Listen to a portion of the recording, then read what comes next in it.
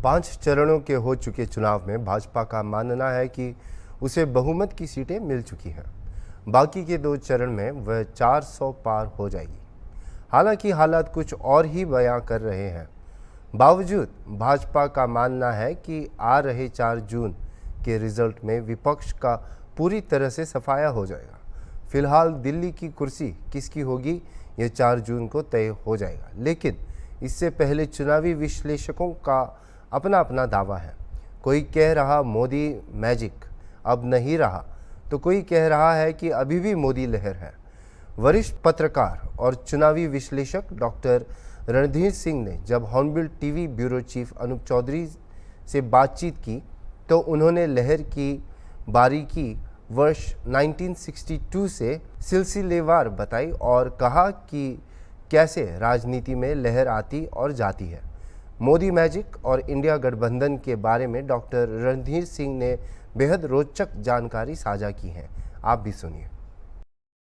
5 चरणों के चुनाव समाप्त हो चुके हैं और 5 चरणों में भारतीय जनता पार्टी का मानना है कि उसको जो बहुमत की सीटें थी, बहुमत की सीटें मिल चुकी है और 2 चरण हैं उसमें 400 के पार होगा।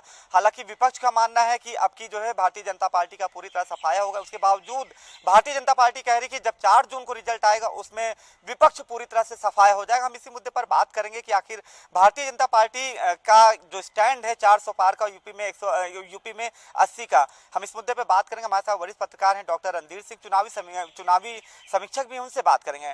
डॉक्टर साहब, जिस तरह से यूपी की 80 सीट जीतने का भारतीय जनता पार्टी ने लक्ष्य रखा है और पूरे देश में 400 पार का, भारतीय जनता पार्टी कह रही कि जो 5 चरण हो चुके हैं उसमें उसने बहुमत की सीटें पा ली, अब जो 2 चरण हो गए वो 400 के पार आएगा। हालांकि विपक्ष कह रहा है कि कुछ नहीं, सफाया होगा। क्या कहेंगे आप?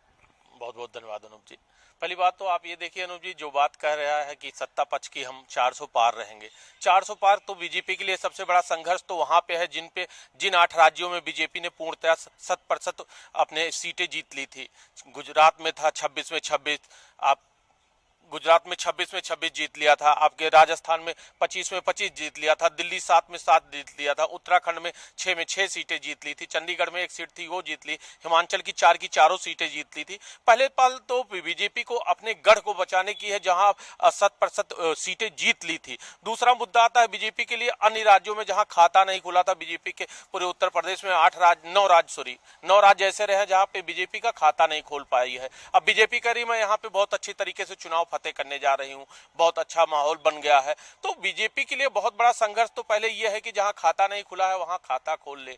दूसरा, तो अन्य दल जिस तरीके से घेराबंदी किए हैं, पिछली बार कांग्रेस और आप अलग अलग दोनों पार्टियां मिलकर लड़ी थी, आज के डेट में चंडीगढ़ में जितनी सीटें हैं, 1 सीट है उस पे दोनों संयुक्त रूप से लड़ रही हैं, तो इसमें कहीं ना कहीं से बहुत भारी दिखाई दे रहे हैं। दूसरा, दिल्ली की 7 सीटें हैं, 7 में दिल्ली की में आपकी सरकार है और दिल्ली में जमानत जब्त हो गई थी बीजेपी की, केवल 7 सीटें पाया था लोग विधानसभा के चुनाव में। आज की डेट में आप और कांग्रेस दोनों मिलकर लड़ रहे हैं कि इस परिस्थिति में बीजेपी के लिए बहुत कठिन है कि वो अपने आप को कितना हद तक। बहुत सही बात आपने कही है कि जिस तरह से भारतीय जनता पार्टी भले ही फुल कॉन्फिडेंस में हो कि उसको ये सीटें मिलेंगे, लेकिन सच्चाई कुछ और बयां करती, जैसा आपने बताया भी। और जिस तरह से विपक्ष मुद्दों को लेकर चल रहा है, भारतीय जनता पार्टी के पास मुद्दे, मुझे लगता है जैसा कि लोग कहते हैं, विपक्ष कहता है भारतीय जनता पार्टी के पास कोई मुद्दा नहीं बचा है। अब वो हिंदू बना मुस्लिम पे उतर आया। ऐसी आखिर क्या वजह है कि अब इस तरह की बयानबाजी भारतीय जनता पार्टी की तरफ से हो रही? क्या उसको एहसास हो गया कि वो जो उनको जुमला था, जो नारा था 400 पार का, वो उसके बहुत दूर है?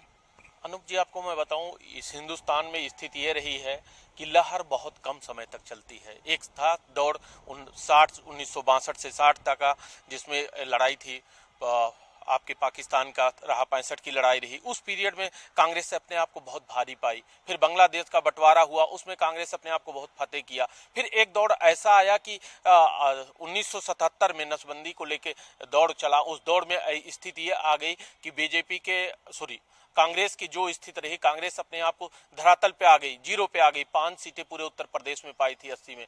दोबारा दौड़ उसी समय में आया, 1984 में कांग्रेस आई कि एक लहर में बताता हूँ आपको, एक लहर उस समय आया जब इंदिरा गांधी की, तत्काल प्रधानमंत्री इंदिरा गांधी रहती, 1984 में उनकी हत्या हो जाती है। हत्या के बाद चुनाव होता है जिसमें बीजेपी पूर्णतः सफा हो जाती है, पूरे हिंदुस्तान में 2 सीटें पाती है और कांग्रेस 426 का आंकड़ा पार करती है, जो पहुंचना किसी भी दल के लिए बहुत भारी है। इतना आसान नहीं रह गया है चुनाव चुनाव जीतना। उसके बाद दौड़ फिर वही आता है कि 1991 में जहां राम मंदिर का मुद्दा बना और राम लहर आई, राम रथ लेके अडवाणी जी चले। डॉक्टर साहब आपने बहुत अच्छा आपने बताया, जो डेटा आपने दिया, चाहे 1984 की बात हो, 60 की बात हो, 62 की दौर जो लहर होती है, लहर के बारे में आप बता रहे थे किस तरह लहर आती है, लहर जाती है, लेकिन अभी आप बताइए, लेकिन जिस तरह से लहर जो मोदी मैजिक का लहर था, आपको बता रहा हूँ 1991 में एक जादू चला। 1991 में स्थिति यह रही कि बीजेपी उत्तर प्रदेश में 56 सीटें पा गई, यहाँ पे 7% वोट था, उसका 48% हो गया।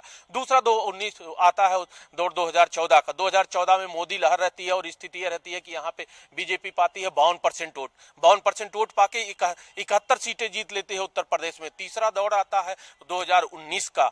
19 में स्थिति यह रहती है बीजेपी की सीटें तो 62 आ जाती है, लेकिन इनका वोट परसेंटेज 59 पहुंच जाता है। ये दौर तो था लहर का। अब लहर इस समय जो दौर चल रहा है, जिस तरीके से हर मुद्दे में अखिलेश की रैली में भगदड़ मच जाती है, बीजेपी की सीटें खाली रह जाती हैं, तो लगता है इन सब चीजों को देख के प्रत्यक्ष रूप से कि आज का ये दौर है कि लहर नहीं है।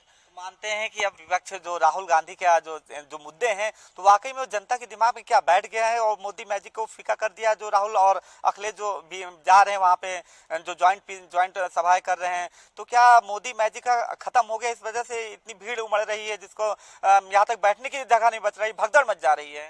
आपको बताऊं अनूप जी, स्थिति ये रही जैसे कांग्रेस पार्टी के प्रदेश राष्ट्रीय अध्यक्ष जी के द्वारा जो ये निर्णय लिया गया कि कांग्रेस अपने आप को बैकफुट पे आके किसी स्तर तक बहुत कम सीटें पाके क्षेत्रीय दलों से समझौता करती गई और समझौता में अपने आप को बहुत नीचे करके भी आज के डेट में 418 सीट पे सिर्फ चुनाव लड़ रही है कांग्रेस। उसके बाद वो जिन लोगों से, क्षेत्रीय दलों से जिनसे समझौता किया, उनका और कांग्रेस का गठजोड़ जो है एक बूम बन के आया है। इस बूम को ही बीजेपी नहीं झेल पा रही है। बहुत अच्छी बात कही है, कांग्रेस और इनका जो गठजोड़ आया है बूम बन गया, लेकिन क्या लगता है ये गठजोड़ का ही अंतर है कि जिस फर्क है कि जिसमें अब भारतीय जनता पार्टी कह रही कि तीसरी बार अगर हम आते हैं केंद्र में तो पाक अधिकृत कश्मीर अब भारत का हिस्सा होगा। 10 साल क्या किया आपने? बीजेपी के लिए अगर राष्ट्रीय मुद्दों की बात करोगे तो बीजेपी के लिए बहुत संघर्ष रहा है। बीजेपी धारा 370 ऐसा नहीं 1952 में ही संविधान में ही रास्ता खोला गया था खिड़की का कि इसके रास्ते धारा 370 खत्म किया जाएगा, लेकिन आज तक किसी दल ने हिम्मत नहीं जुटा पाई थी। उसको फतेह करने के लिए कहीं ना कहीं बीजेपी अपने आप को बहुत चौड़ा सीना दिखाते हुए फतेह किया। फिर बीजेपी के लिए जो मुद्दे आए राष्ट्रीय स्तर पे, आपके यूं कह लो जो राम मंदिर का मुद्दा रहा, ये मुद्दा भी बहुत पेचीदा मुद्दा रहा। इसमें भारतीय जनता पार्टी, वो तो कोर्ट का फैसला था, राम मंदिर का इसमें भारतीय जनता पार्टी का क्या? आपको बताता हूँ, आप जो बात कह रहे हो कोर्ट के फैसले का, इन्होंने स्वागत किया और उसको बहुत अच्छी तरीके से भुनाने की पूरी कोशिश की। मैं आपके मुद्दे पे आ रहा हूँ। आप बहुत अच्छे तरीके से भुनाने की कोशिश की। जिस तरीके से रामलला का चुनाव हुआ, रामलला के चुनाव के लिए रामलला का स्थापना प्राण प्रतिष्ठा किया गया और प्राण प्रतिष्ठा के दौर में स्थित जितना भव्य समारोह किया गया, जितना बहुत अच्छा कार्यक्रम किया गया, उसका असर आज के डेट में देखा जाए तो उसके पड़ोसी जनपद पे भी नहीं दिखाई दे रहा है। राम मंदिर का मुद्दा यहाँ पे हावी होते, राम मंदिर मुद्दा यानी अब गायब हो गया। जो चीजें बीत जाती हों अतीत को बहुत कम लोग याद करते हैं। अच्छा, ये राम के सहारे फिर भी लग रहा था हर जो सभाएं हो रही, चाहे प्रधानमंत्री जी हो या मुख्यमंत्री जी हो, राम को ही उनका ना सहारा लग गया। क्या लगता है आपको? देखिए अनूप जी, अभी तक आप बात कर रहे हैं जैसे चाहे बाराबंकी सीट हो, यहाँ पे आपकी कांटे की टक्कर है, चाहे आपके गोंडा की सीट हो, वहाँ पे श्रेया वर्मा कांटे की टक्कर दे रही, चाहे बस्ती की सीट हो रामप्रसाद चौधरी की, वो कांटे की टक्कर आपकी बीजेपी की दे रहे हैं, चाहे सिद्धार्थनगर डुमरियागंज की सीट हो, वहाँ पे भी संगठन के जो गठबंधन के जो प्रत्याशी हैं वो बहुत बढ़ चढ़ के हिस्सा ले रहे हैं। ऐसे में हम आपको रोकेंगे। अच्छा, आखिरी सवाल मेरा ये है, ये मुझे बताइए, क्या लगता है जब 4 जून को जब रिजल्ट आएगा तो उसमें आप कहाँ पाते हैं? 4 जून को रिजल्ट में किसके फेवर में मानते हैं? क्या वो एनडीए का आएगा या विपक्ष का जो गठबंधन है इंडिया? और क्या लगता है जो भारतीय जनता पार्टी जो 80 कह रही है, इतना फुल कॉन्फिडेंस कैसे कि वो 80 सीट जीत सकती है जबकि हर जगह टक्कर है गठबंधन से? बहुत अच्छी बात कही अनूप जी, कैसे कह रही है, ये मुद्दा आपका बिल्कुल अच्छा है, बात आप अच्छी कर रहे हैं। आपको बता दूं कि पुरुष बिरादरी तो इसमें अपने आप को पूर्णतया बहुत हावी होते हुए दिखाई दे रही है विपक्ष के मुद्दों को, लेकिन महिला बहुत साइलेंट है। महिला वोटर ठीक है। आपने डॉक्टर रणधीर सिंह है, चुनावी राजनीतिक विश्लेषक भी है, जिनका साफ कहना है कि जो साइलेंट वोट पड़ा है कहीं ना कहीं वो फर्क डालेगा। जो बीजेपी का जो टारगेट था 80 का, पूरे देश में 400 पार का, जाहिर सी बात है रिजल्ट कुछ भी हो, लेकिन ये जरूर है जो 4 जून को जब रिजल्ट आएगा वो बेहद चौंकाने वाला होगा। वीडियो जर्नलिस्ट विजय के साथ अनूप चौधरी, हॉर्नबिल टीवी, लखनऊ।